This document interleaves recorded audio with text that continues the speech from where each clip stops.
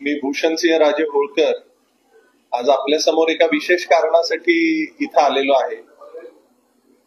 मागच्या 1-2 महिन्यामध्ये त्याच्या आधीपासून महाराष्ट्राचं वातावरण पाहता मला एक गोष्ट निदर्शनास आली की इथं लोकांच्या प्रश्नापेक्षा म्हणजे आजच्या घडीला रोजगाराचे प्रश्न असतील, वेगवेगळ्या समस्या ज्या राज्यामध्ये आहेत त्या ज्या गोष्टी असतील, याच्यापेक्षा ऐतिहासिक विषयांवर जास्त भर द्यायचं काम कुठेतरी इथं होताना दिसतं. आणि मग या ऐतिहासिक विषयांच्या माध्यमातून समाजामध्ये तेढ निर्माण होणं, समाज एकमेकाच्या विरोधात उभं राहणं, हा जो प्रकार होतोय हा खरोखर चिंताजनक आहे.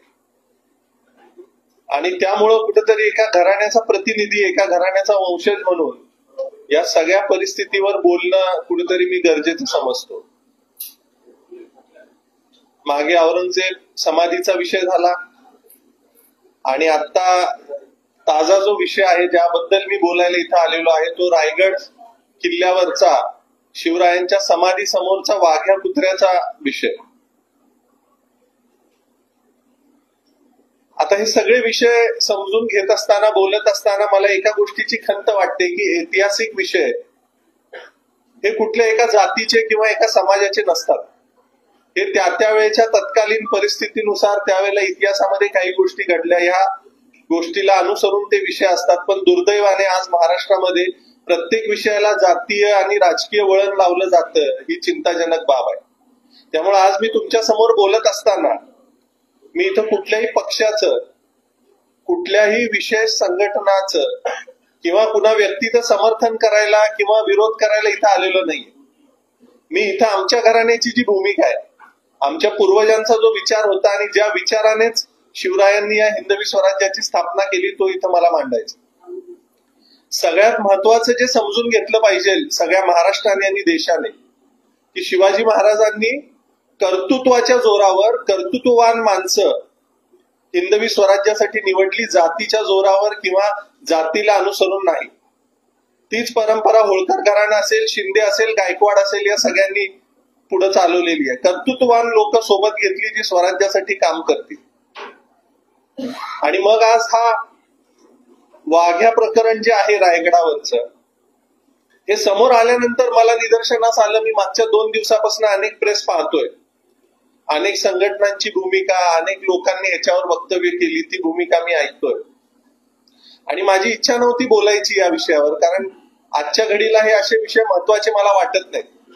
पण सामाजिक तेढ निर्माण होऊ नये म्हणून मी आज आपल्या समोर हा विषय इथं मांडणार आहे. आता वाघ्याची जी समाधी आहे किंवा वाघ्या हे जे प्रकरण आहे,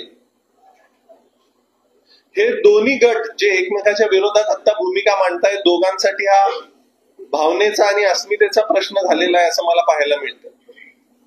आता छत्रपती शिवाजी महाराजांच्या वेळेला वाघ्या कुत्र्याचं अस्तित्व होतं की नव्हतं ह्याच्यावर मी बोलणार नाहीये, कारण हा इतिहासाच्या अभ्यासकांचा हा विषय आहे.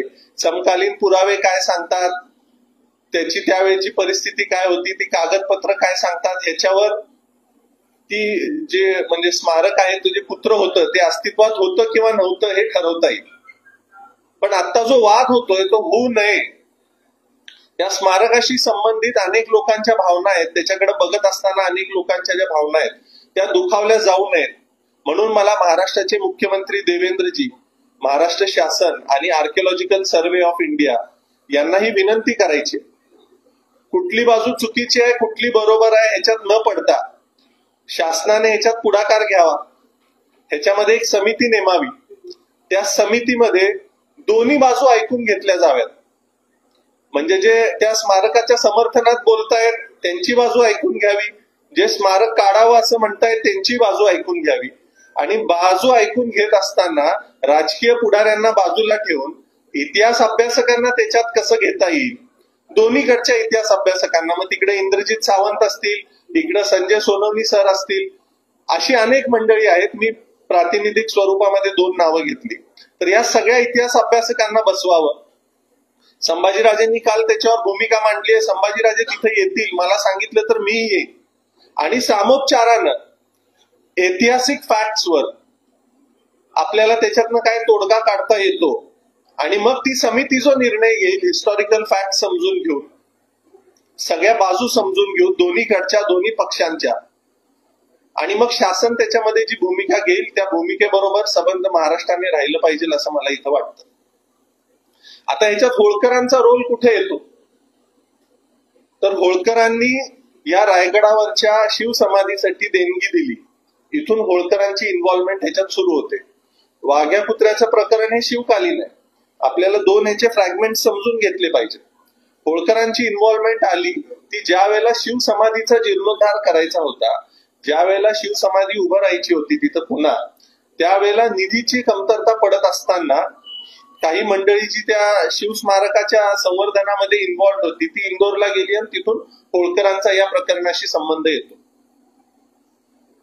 मग आता होळकरांचा संबंध येतो म्हणून त्या स्मारकाबरोबर आमच्या समाजाच्या भावना जुडलेल्या आहेत. आणि कुठल्याही समाजाची भावना असताना त्या भावनेचा अनादर करून काही लोक जर त्याच्या विरोधात स्टेटमेंट्स देत असतील तर हे खपवून घेतलं जाणार नाही. त्यामुळे मला या माध्यमातून हेच सांगायचं आहे की सर्वच गटाच्या दोन्ही बाजूच्या संघटनांनी, सगळ्या वेगवेगळ्या लोकांनी जे आज ह्याच्यावर बोलतायत, मग ते कुणाचे पॉलिटिकल इंटरेस्ट असतील, कुणाचे पर्सनल इंटरेस्ट असतील, ह्याच्यात मला पडायचं नाहीये, पण कुणाच्याही भावना दुखावणार नाहीत आणि सामंजस्याने या महाराष्ट्राची सामाजिक विण डिस्टर्ब होणार नाही या दृष्टिकोनातनं याच्यावर चर्चा झाली पाहिजे, हे माझं मत आहे. 2 मिनिटं. दुसरी अशी महत्वाची बाजू याच्यात आहे की काल एका पत्रकार परिषदेमध्ये एका माणसाने सांगितलं की होळकर हे इंग्रजांना घाबरत होते.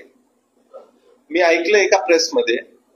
त्यांना मला हेच सांगायचं आहे की भारतामध्ये सगळ्यात शेवटपर्यंत इंग्रजांच्या विरोधात जरी कोणी लढा दिला असेल तर ते महाराजा यशवंतराव होळकर होते.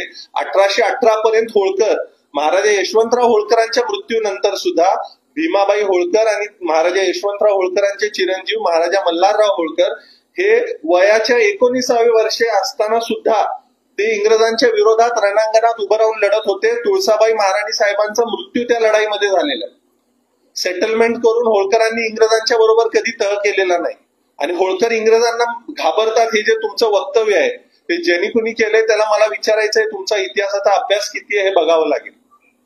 त्यामुळे अशी वक्तव्य ज्याच्यामुळे समाजामध्ये तेढ निर्माण होईल ही तुम्ही करू नका, हे मला नम्रपणे सांगायचंय. होळकर घराण्याने अहिल्यादेवी असतील सामाजिक कामं केली, त्यांनी जातीपातीच्या बंधनात अडकल्या नाहीत. सगळ्यांसाठी घाट बांधले, विहिरी बांधल्या, बारवा बांधल्या, सगळ्या समाजासाठी केलं ना, कुठल्या एकट्या समाजासाठी केलं नाही. मल्हारराव होळकरांनी आटकेपार झेंडे लावले. सुभेदार तुकोजीराव होळकरांची समाधी इथं पुण्यात आहे, मागं तोही विषय आपण घेतला होता. त्याची आज काय अवस्था आहे? शासन म्हणतं आम्ही आटकेपार झेंडे लावले महाराष्ट्रात, पण ज्याने प्रत्यक्षात लावले त्याची समाधीची आज काय अवस्था आहे? महाराजा यशवंतराव होळकर, छत्रपती संभाजी महाराजांनी काल काही विषय मांडले.